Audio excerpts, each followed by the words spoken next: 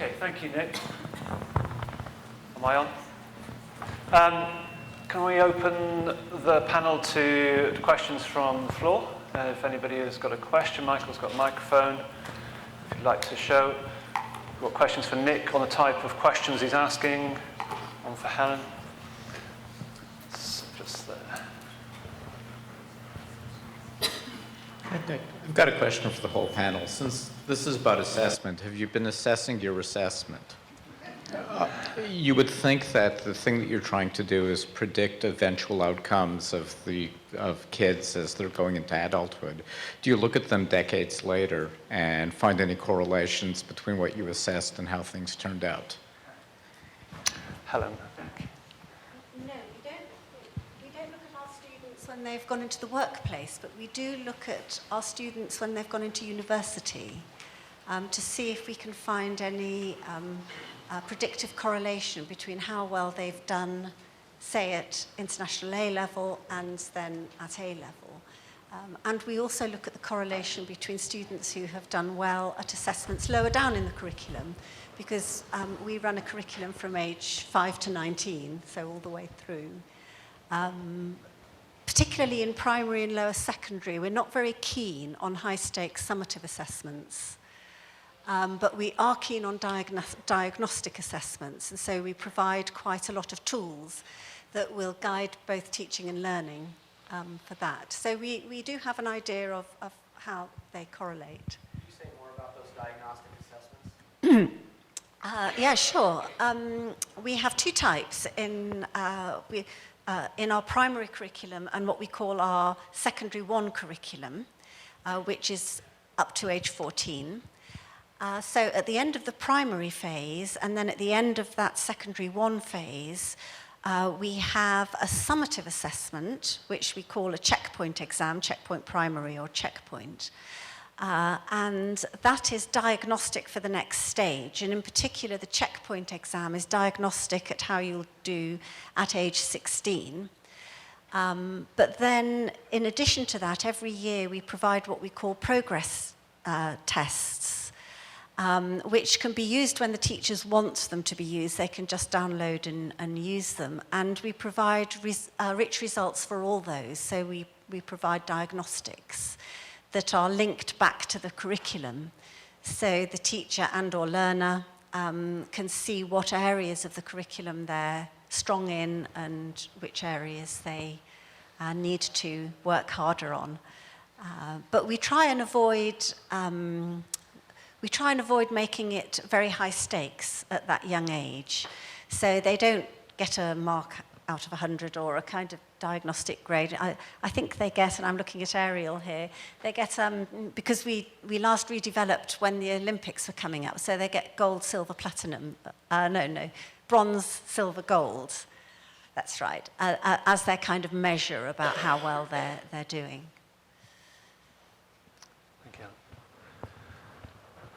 I had a question specifically for Nick. You had mentioned, or someone else had mentioned earlier, the importance of the journey, maybe the educational journey possibly being more important or as important as the educational outcome. Have you found that in your work, I don't know what you call work examples, that a candidate may get something completely wrong, but had done it in a way that they had used the resources, worked collaboratively? Is that valued by the employers the same way that we are trying to say the process is more important, or do they just look for the outcome? And how does that work into the way you design your samples? Yeah, that's actually a really interesting question, and the explicit purpose of the work samples that we do is to see how people think, and not just do they get the right answer, and that's was also inspired by our experience at McKinsey & Goldman. That's exactly what they're doing as well. So we tell people, as you give your answer on video, talk through your logic. Because in the workplace, that's how it works too. You think about something on your own, you go talk with a colleague and you explain it to them. And you might not be right, but you work together to come up with the right answer. So you never come up with something independently, but if you cannot explain your logic, then you can't possibly really contribute to your team. So we tell everybody, explain how you're thinking about it. And you can do that in a written form, but we find video is great for that because it makes it a lot easier for candidates as they're applying. Question in regards to university level. If you've got students like second year engineering maths, for example, they're using Mathematica in lectures, learning how to solve, they have to sit formal exams for accreditation, but they don't have a computer in the exam. So a lot of the students that I've taught in the past focus on the mechanics because they know they need to know that, rather than relying on learning Mathematica because they know they won't have a computer in the exam. Has anyone investigated that at all? If I could just to say that relates back to the washback effect that I was saying before. You know, if it's not going to be part of that examination, then it's really difficult to get any education system to fully engage with it, no matter how laudable it is and no matter how much everybody wants it to happen. But you've put your finger on a really interesting point with computer-based testing, which is that apart from a few countries that I know of where each student has been given either a tablet or a PC, and there aren't many of them, then I don't think any national system has enough computers, or more importantly, the IT support in schools or in examination centres to be able to run scheduled examinations in the same way that we do in paper-based assessment. That's a real problem, a real problem. And so getting around that, I mean, obviously there's one of two things that you can do, two obvious things that you can do, and one is to just put more computers into the system. That's not favoured because any educational system is using public money, so that's always in short supply.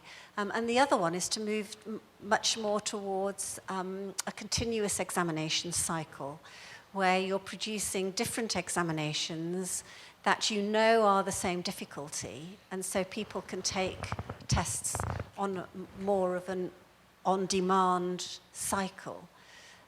There's a problem with that, which I know you're all thinking of now, which is that for a high-stakes summative assessment, it's really important for those kids to do the best they can.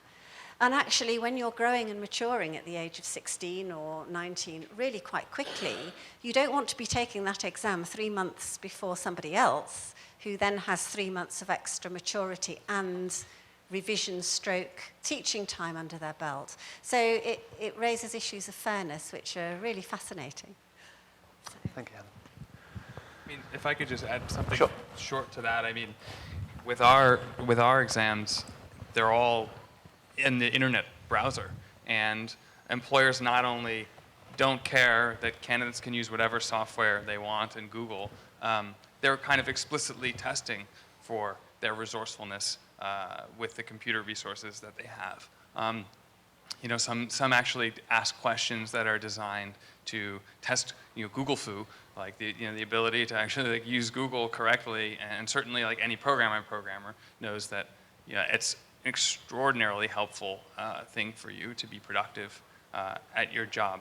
So it's kind of a wild, uncontrolled environment in some ways, but it's also, you know, what employers look for. Thank you. I have a question. It's over here. Sorry. So I got the microphone while you were talking. It seemed as if you're developing an authentic task and you're videotaping it. I was wondering if you would talk about the rubrics you use for assessing that and how they're created. Yeah. So we actually leave it up to the employers. So far, we've been mostly leaving it up to the employers.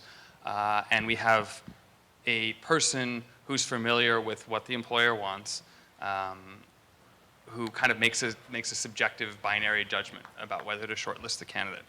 And then we don't think that's good enough because, you know, we really want to be able to know why they're good and capture that data so that we can figure out, well, what about this question was good? and what about this answer is indicative of whether this person's good for the job. So, we're making, so our process for doing that is we came up with a bunch of different categories that we grade people, 1 to 5 scale in, and then we can see, after the fact, how correlated those grades are across these different categories with whether the employer likes them, with whether the candidate stays at the company for 6 months, and then we can figure out which metrics are important and which aren't important, and then curate our rubric from there. So we've gone through a couple iterations of our rubric so far, but we're still improving that. This also helps us make our questions better, because now we can say, well, our interview questions are actually really correlated with whether you get the job, at least based on our rubric that we have. So it's like a constant feedback process. I can see a CBM module coming on. Okay. I have a quick question. I do a lot of work in Africa, and one of the issues that we face is that there are high stakes exams even at a very early age, getting from primary school to secondary school. Which secondary school you go to, whether you get a scholarship or not, depends on how you do. And most of what we're hearing, which is correct in many ways, is removing high stakes exams makes assessment better. But what can be done in an environment where those high stakes exams are important at even fairly young age groups? There must still be things that we can do to make assessment more useful and more formative, because it's not going to go away in that context. It's serving an important role.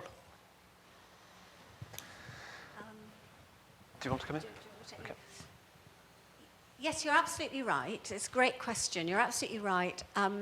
The way that assessment is going with the skills that we want and introducing things like computer-based maths means that people use assessment in different ways, don't they? The term, I mean. So you can assess simply by describing what something is like. But for high-stakes, summative examinations that are going to take people on their sort of route through life, that's not good enough.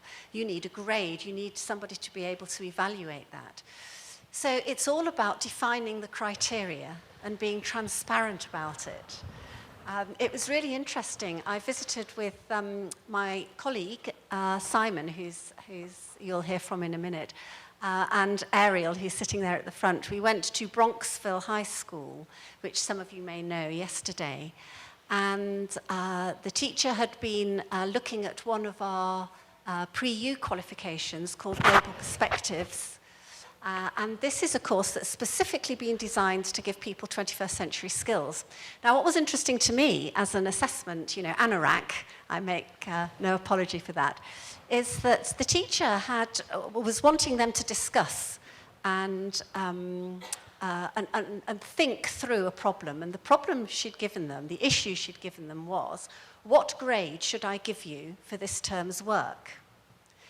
And so they had a good discussion about that. Now, the interesting thing was that neither the teacher nor any of the students knew what the definition for a grade A was, or indeed A minus or B.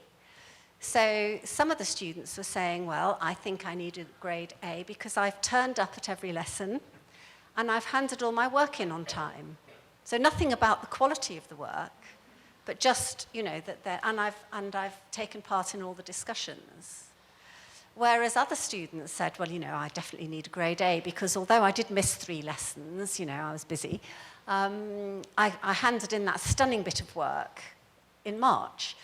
So the thing about high-stakes assessment is talking to the right stakeholders and everyone deciding what are the criteria on which we are assessing, and then making that transparent so that everybody understands what they're being tested on, what they're not being tested on, and what the criteria are that are going to differentiate between them. So I think new technology will help us to do that in ways that paper-based assessment can't. So thank you for that question. If I can pick up on precisely that question, part of being at the computer math conference was to think about computer-based mathematics as being something that was transformative from the education, teaching, and learning space. And so I wanted to ask specifically for 2 or 3 broad principles that you thought might affect your summative exams as you've just described, but also sort of goes to this transformative potential for teaching and learning that the computer-based sort of mathematics platform sort of has with it, or brings with it. What are 2 or 3 things that you think are part of the testing regime, the assessment regime, that you think look towards that sort of 21st century classroom? Okay, so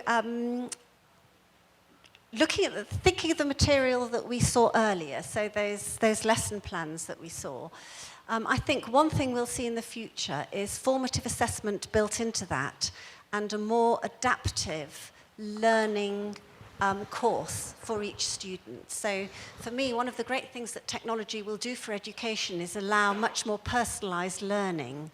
So who was it this morning, I've got a dreadful memory, haven't I, that said in any education system you do need efficiency. You need one teacher instead of, 2 parents teaching a class of 30.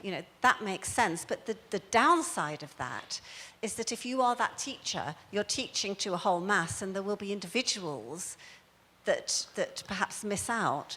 So technology will allow us personalized learning. So I think what we'll see is built into that kind of computerized lesson, places where the students stop and do some form of assessment that says to them either, yeah, you're great at this, now try something really challenging off here, or, hey, you need a bit of consolidation work around this, so, go over here and try something else. But in a way that doesn't make the student feel, as so often happens in the kind of non-technological environment, oh dear, I've got to go back and do it again. So I think that will be one thing.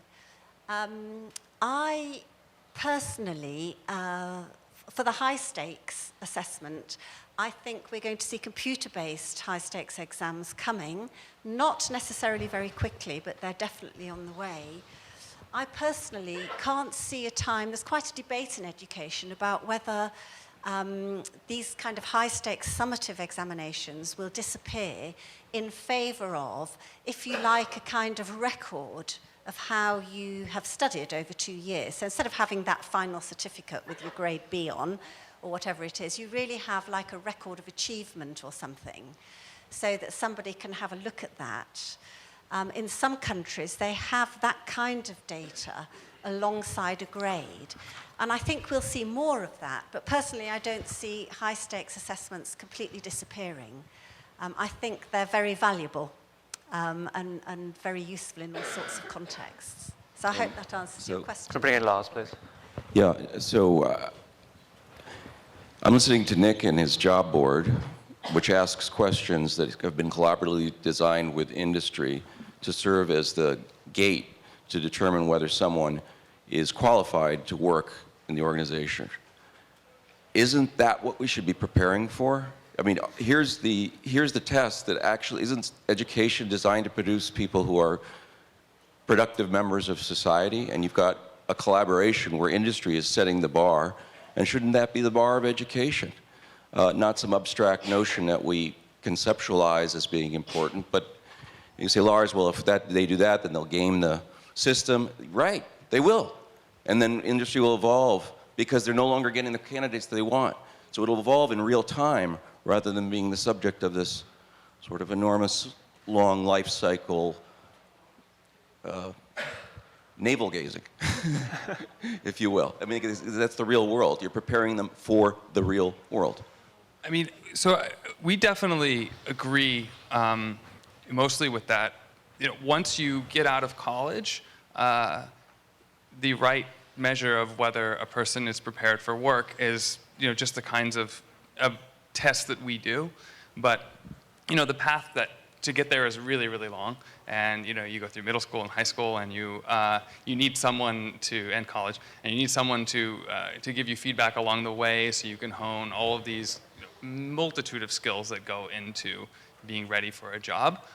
So we think this is a great way to test people, and we would hope that this sort of test becomes more a part of the educational experience earlier on. as well, and hopefully can be used to inform it, but we also realize, we are getting people at the very end of the process, not, in the middle of the process. Can I throw in that quite a few of the modules we've got have got this aspect of reporting, communicating, presenting your findings, critiquing others' findings. Those are built into the modules, so we're hopefully going to get some way towards where you would like students coming to you with. What about the third world part of that? Bingo. This idea, if we take our opening speaker's question about can we think about the people who have the least, we're certainly not talking about college graduates heading to Goldman. So how does assessment fit in that picture for those people? It is an interesting question, and assessment is part of where CBM actually, I think, has flipped somewhat. The formative assessment side for traditional maths is pretty difficult in the classroom. Lots of CPD has gone into training maths teachers in how to do formative assessment. Now with CBM, as you saw, you can get instant feedback from the students. You can do formative assessment quite quickly because the structures are there for you all set up. So what we're looking at now is how the summative assessment is going to be put into place for this, and how these problem-solving skills that Carita has mentioned, that she's going to be assessing, how they're going to be assessed. And that is part of our development strategy over the next few months into next year now. We've written materials. How do we assess? How do we give a sort of idea of how well the students are doing on these materials? So we're going to work quite closely together with Estonia on that one. I think it's part of the development for, as a CBM approach goes into developing countries, how we can see how that goes in first, and then later on adapt the approach we've used in developed countries. Okay. We haven't got any time for more questions at the moment. We've got coffee now for half an hour until 2:45. Sorry, let me just check the time. 4:45. Coffee's outside. If you've got more questions, then please feel free to ask the panel. Thank you very much.